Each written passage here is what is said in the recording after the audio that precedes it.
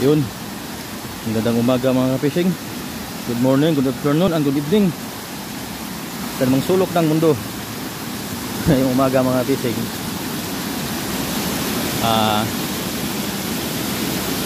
Limang kawil sana ang ikana namin dito kagabi mga fishing. Kaso lang biglang lumakas ang ulan, tapos yung tubig parang lalaki ang tubig mga fishing, parang tumataas ang tubig. Kaya isang kawil lang nakana namin dito kagabi.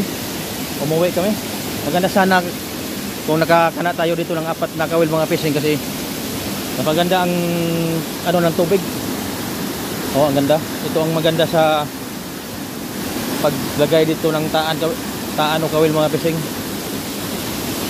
Kasi bumaha. Ang lima lang, isang kawil lang na kana namin kasi umulan. Umuwi kami. Kasi akala namin lalakas ang baha.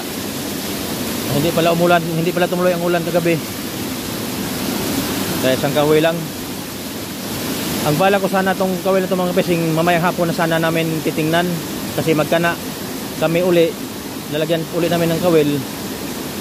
Kaso lang baka inisip namin baka may huli. Kahit isang kawil lang, kasi hindi natin alam. Kahit isang kawil lang ikana mo, ang surte ang inasahan namin.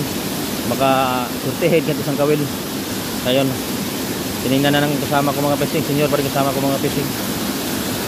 Dito tayo nakakuha ng malaking palos mga fishing, sa doon sa nakaputol sa hawk natin.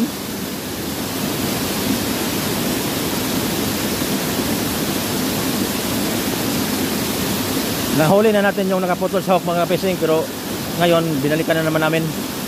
Ayun, kahoy ang nakuha. Walang huli mga fishing, kahoy ang nakuha. Ipadaplin yor, ibutang daplin. Walang huli mga fishing, walang huli.